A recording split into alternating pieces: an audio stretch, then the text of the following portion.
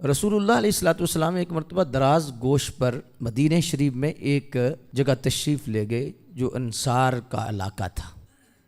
جب رسالت مآب صلی اللہ علیہ وآلہ وسلم تشریف لے گئے تو جس جگہ آپ رکے، آپ دراز گوش سے نیچے اترے تو وہاں دراز گوش نے پیشاب کر دیا۔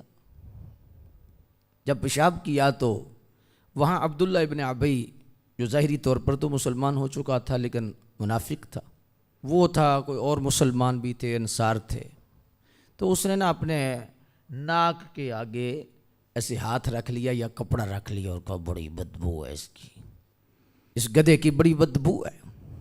عبداللہ ابن رواحہ حضور کی جانسار صحابی تھے، انصار میں سے تھے۔ آپ نے جی فوراً فرمایا، آپ نے فرمایا کہ حضور کے گدھے کا پیشاب تجھ سے زیادہ اچھا ہے۔ ابھی مدینے کا سردار ہے بندہ، بہت بڑا چودھری ہے، اتنا بڑا بندہ ہے مدینے کا، اور یہ خواب دیکھ رہا تھا کہ میں مدینے کی ریاست بناؤں گا، حکومت کروں گا۔ یہ اس کے خواب تھے سارے کے سارے۔ وہ اتنا سلسلہ رکھتا تھا، دولت رکھتا تھا، پاور رکھتا تھا، اس کا تعلق ایسا تھا۔ تو جب یہ بات ہوئی، حضرت عبداللہ بن رواحہ نے جب یہ فرمایا نا، ہائے ہائے ہائے، وہ جو پنجابی کہتے ہوتی تو ماں مار گئی۔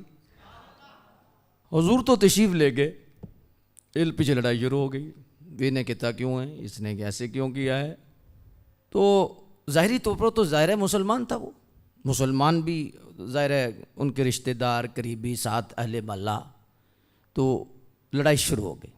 سرکار کو پتہ چلا تو حضور واپس تشریف لائے تو حضور نے صلح کرائی۔ لیکن یہاں پر ایک بڑی قابل غور بات ہے، وہ کیا ہے کہ حضور علیہ الصلوۃ والسلام کی جب عزت کا مسئلہ آئے تو پھر سوچتے نہیں، فوراً ایکشن کر دیتے۔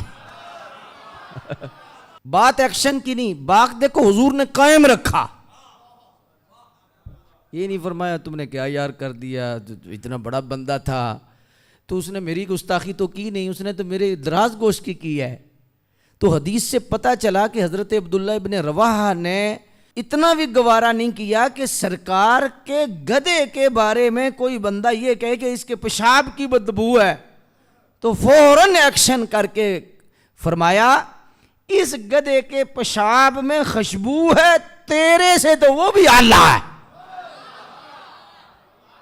پتہ چلا کہ منافقین ہمیشہ نسبت رسول کا پاس نہیں کرتے، اور جو عاشق ہیں وہ حضور کی ہر نسبت کو دور سے دیکھتے ہیں اور ادب کرتے ہیں۔ نسبت کی بے ادبی کی نا، نسبت کی بے ادبی کی، حضور کا دراز گوشت تھا، نسبت دور کی تھی، دراز گوشت تھا حضور کا۔